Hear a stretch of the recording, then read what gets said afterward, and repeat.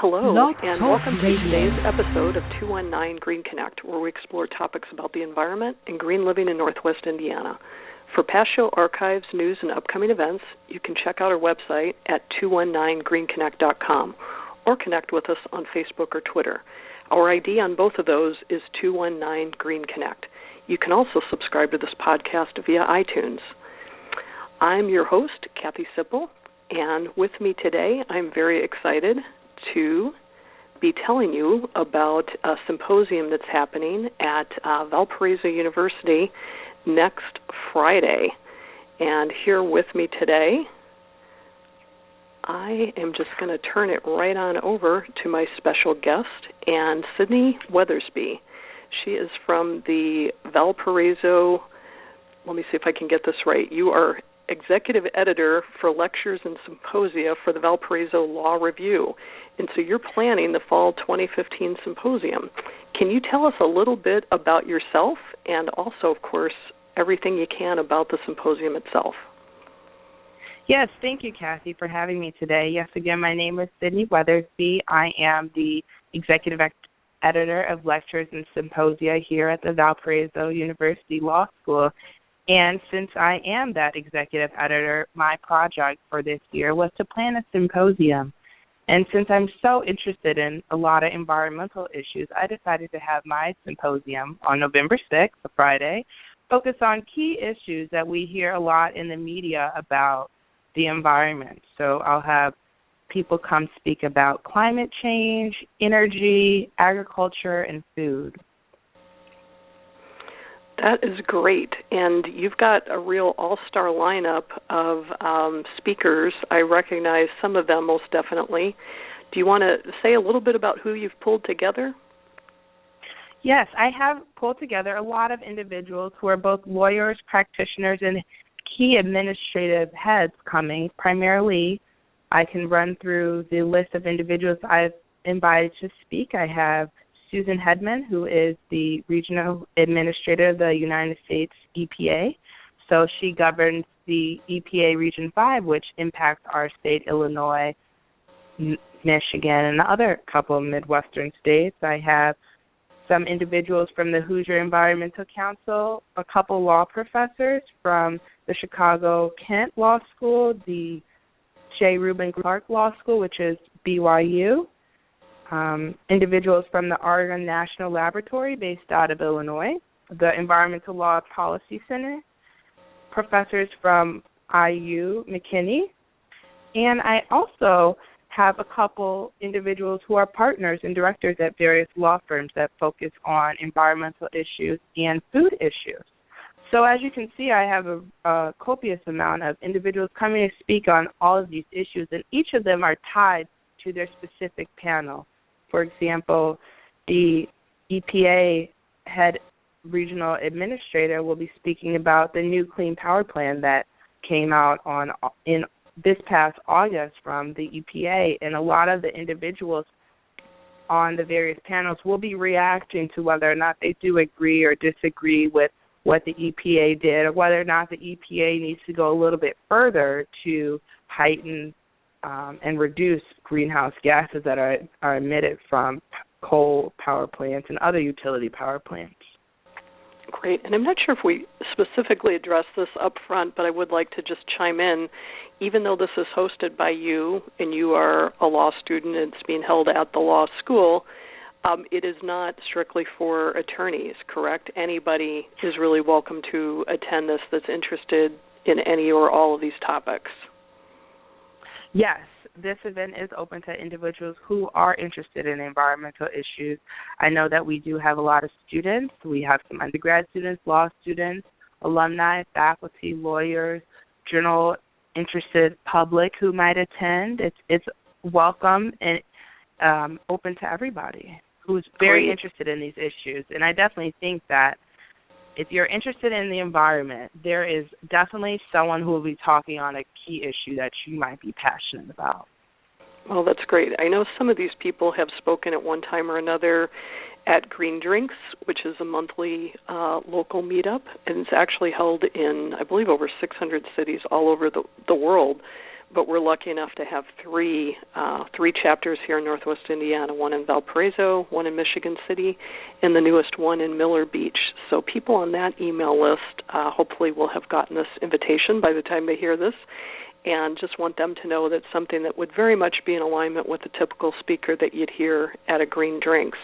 And in fact, one of the speakers I see from the Hoosier Environmental Council, Kim Ferraro, was the one who started Green Drinks in our area way back probably 10 plus years ago. So she definitely has her roots right there, and I believe she's a VU law grad as well. So that's pretty cool. And her topic will be, it looks like, severe droughts and extreme weather. Can we stop climate change on planet Earth? And she'll be joined with a couple other people around that topic. Anything else you can tell us about that particular topic? Yes.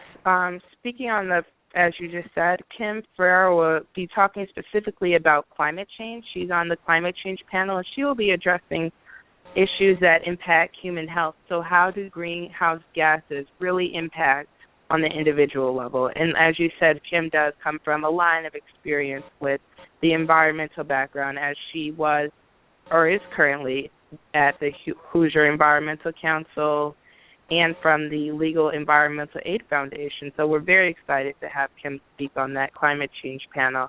In addition, I think the climate change panel, as we constantly hear online, wherever you get your news at, it's a huge issue. And as I said earlier, the EPA is trying to address ways to reduce climate change, but this panel will specifically be not talking about the EPA's role necessarily. It will be talking about how greenhouse gas impact us. The second individual, Dan Tarlock from the IIT Chicago-Kent College of Law, will be talking about the Californian drought.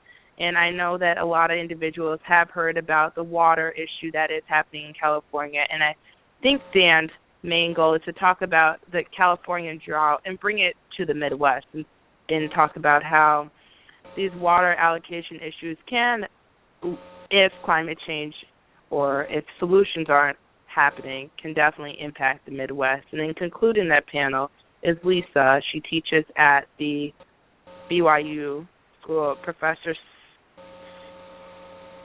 Gross Son. She'll be talking about natural disasters and explaining why there's been an increase in natural disasters and how, because of this extreme weather, it's costing the United States government billions of dollars. I know that I've seen statistics and information about how the United States has spent about $65 billion due to Superstorm Sandy, $2.3 billion due to Hurricane Isaac, $1 billion in western wildfires, and she's just going to kind of talk about the natural disasters, how and why that's occurring. So I'm really excited for that panel, just because we constantly see climate change and politicians talking about climate change and how we can finally understand what's going on with climate change.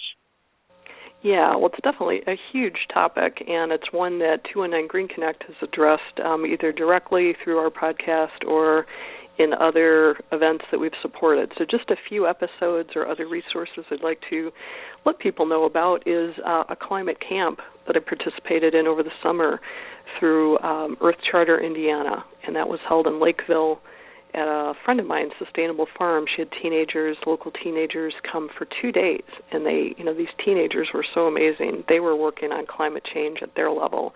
So I think if we've got attorneys working on it, we've got teens working on it, we really need everybody to work on it. So I'm going to go ahead and link to that particular show just because I think it would be some good support and overlap.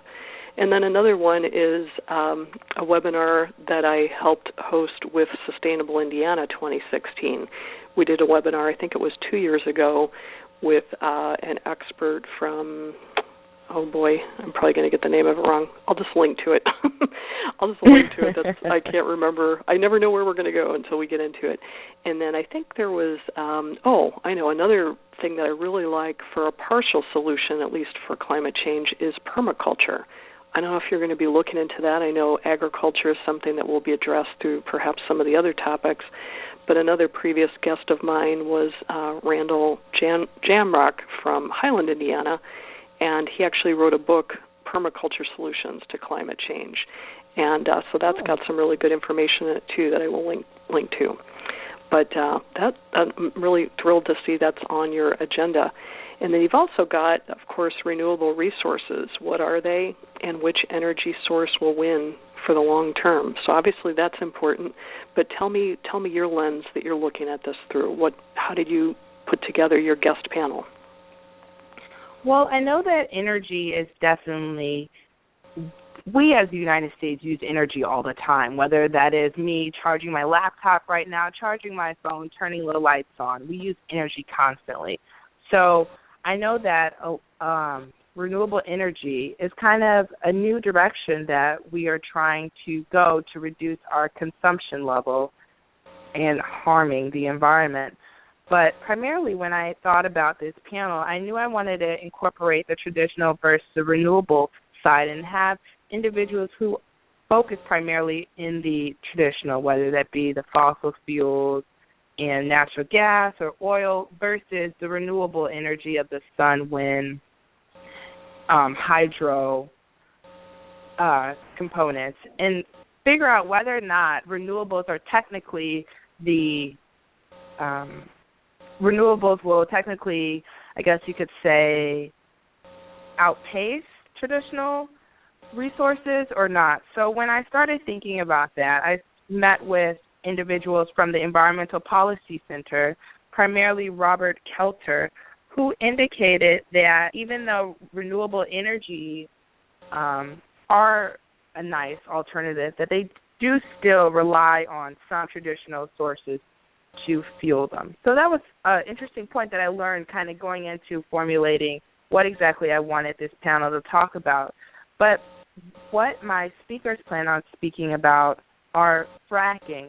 Fracking is a huge issue that we hear, especially with what's going on in the northeast portion of the United States. So I'm going to have attorney William Ayana come speak about what is fracking.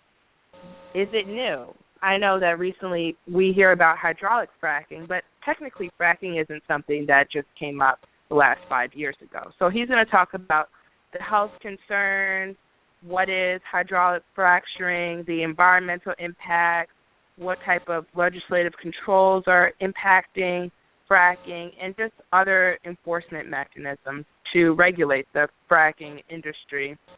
Next, I'm going to have an individual, Christina Cantor, come talk about biofuels. I put biofuels in because I know that a lot of cars are talking about using ethanol to run their cars. And so I thought it would be interesting to kind of learn a little bit more about what exactly are biofuels and whether or not they can, compete with traditional oil as running your car.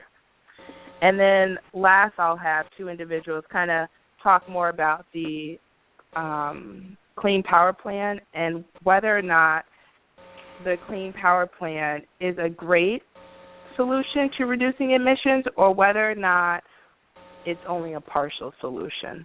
So they will be analyzing kind of the traditional aspect and looking more so at how the Clean Power Plan is impacting states and state utilities in trying to reduce emissions.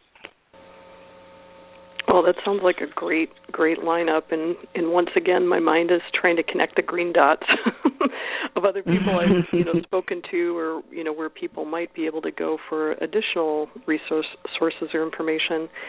And I know we have interviewed even NIPSCO previously. They had the green energy option, which I kind of think of as a green baby step that you can actually opt for. Anybody can do that, whether you've got solar panels on your roof or a wind turbine in your backyard. If you don't have that, you can still contact NIPSCO and say, hey, I want the green energy option, and what that will do is allow you to basically buy it through renewable energy credits. So even though NIPSCO isn't providing it, they are kind of subcontracting that energy through third-party providers. And the podcast I did on that kind of goes into the reasons why, they're willing to do that. So, it's not as green as it could be, but it's a step. And then another episode that we did was Solarize Northwest Indiana, and that was an episode that we did with NERPC, the Northwest Indiana Regional Planning Commission. And I don't know where they are in that process right now, but they had done almost like a Groupon, if you can imagine it, buying solar panels in bulk and then making them available for residents at a discount. So that was kind of a cool initiative. And then we've had South Shore Clean Cities on. They're probably one of the leaders in our area that work with biofuels. So I'll reference all of those in the show notes as well. But that sounds like a wonderful lineup, and I'm sure it's going to generate a lot of great conversation. And last but not least, this is probably my very favorite topic, is sustainable food systems, subtitled "Are Genetically Engineered Foods Harming the Environment or the Consumer?" So that is just certainly something that's always a primary interest for me. Can you tell me a little bit about the lineup you've got there? Yes, I can. This lineup here is primarily when I tried to create the Sustainable Food Systems panel, I wanted to incorporate individuals who were attorneys, professors, and practitioners. For example, Emily Posner, who I have coming in from New Orleans, she's a part of the group called Recirculating Farms Coalition. And initially when I talked to Emily, I was astounded by how hydroponics can compete with traditional farming.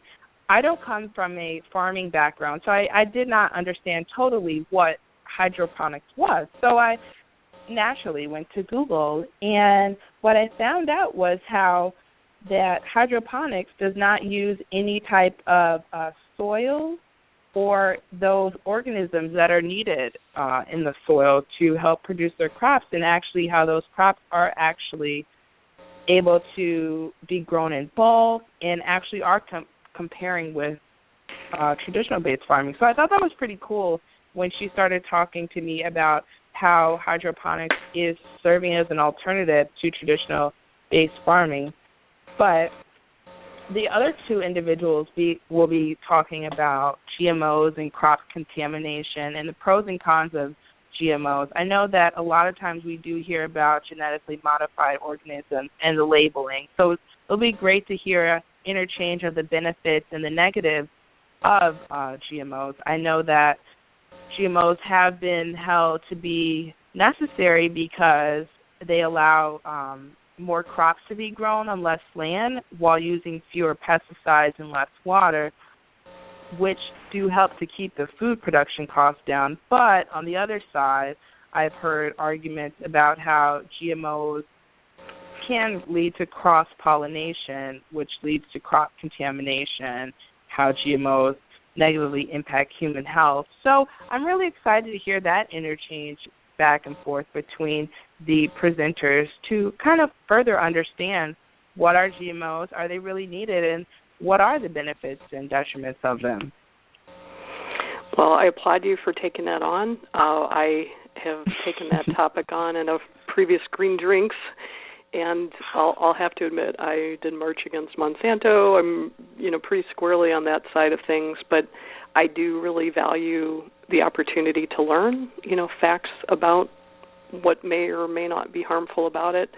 I'm all for labeling. I'm just going to say that right now.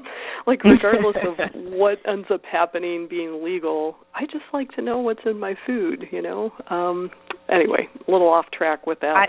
But, yeah. I too like to know what's in my food and exactly where my food is coming from. I know I just saw an article yesterday or 2 days ago about farm-based fish, and I wish I would have known 3 years ago because I thought eating farm-based fish was great when this article proved otherwise. But yeah, it really pays, I think, to know your farmer and to know the methods. Several years ago, I was lucky enough to get to go to an aquaponic workshop that was hosted by the Stewart House Urban Farm and Gardens up in Gary. And there was a gentleman by the name of Earl Ward who had his own aquaponics set up at a nursery up in the Gary area. And he was kind enough to give us a tour after the workshop, which was held in a different location. It was just amazing to go into that hoop house in December in Gary, Indiana, and to see tomatoes growing 15 feet high on rafts. Oh, wow. And yeah, it was just really, really cool. He had lettuce growing, tomatoes, probably some other things too. It's been a while. I think Swiss chard possibly. But what he had was actually aquaponics versus hydroponics. And so with aquaponics, what you've got is actually fish kind of in the mix. So the fish, I can't really think of the politically correct term here. All right, I'm going to say it, fish poop. Basically becomes, fertilizer in this closed loop system. The fish eat, I believe it's duckweed, and then, the fish, effluent, is that a better word? kind of nourishes the plants. I wish it's been a couple of years, so exactly how it all happens is getting away from me. But this gentleman, Earl Ward, got into it because he was actually a USDA food inspector, and he was very concerned about, fish coming into our country. I get, even farm-raised fish in this country could still be problematic. But he was especially concerned about, fish maybe coming from China, where there are very few, if any, regulatory controls over, water. So when you look at how much of a fish is actually water, it's kind of scary what ends up in your food. And the other cool thing is just it uses, I believe, about 10% of the water generally needed for traditional agriculture. So you can just control it so much better. If you know that you've got clean water coming into a relatively closed-loop system, there are just all kinds of other wins, that you can get from that. So it excites me to hear, you guys coming together and really putting a big event around all of these different topics. It just sounds great. Yes, so as you said, that panel will be having someone talk about the hydroponics, aquaculture, and aquaponics. So, like I said, I didn't know about these types of farming. I just thought it was farming that happened with the soil. You're driving down 65 if you're from Indiana and you see farms. That's what I thought until I started speaking with individuals from recirculating farms, and they told me about this alternative to traditional farming. So I'm really excited for that panel as well. Yeah, and I see that Nicole Negawetti is a member on that panelist, and I had the privilege of interviewing her earlier this year, right before Valparaiso University hosted the Local Food Summit. And I know she's got a real passion around local foods, and I really commend her being here a relatively short time and digging right into that topic. So is this particular panel somewhat of a follow-up to that earlier Local Food Summit? I would say that you could say probably yes. I think that individuals who attended the Valparaiso Local Food Summit will definitely enjoy a lot of the talks that are given by those on my food panel.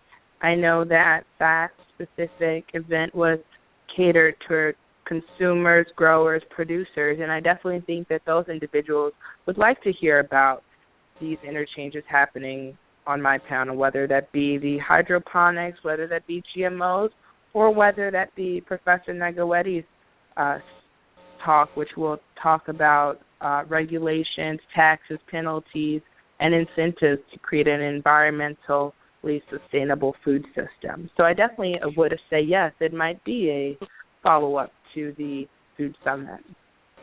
Good. Well, there was a 64-page local food study that was generated by NERPC with help from a lot of different other groups that I can't remember all of them right off the top of my head.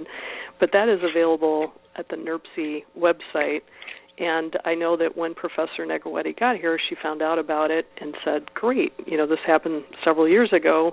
They outlined next steps that were recommended, what's been done? And, the answer was a resounding nothing.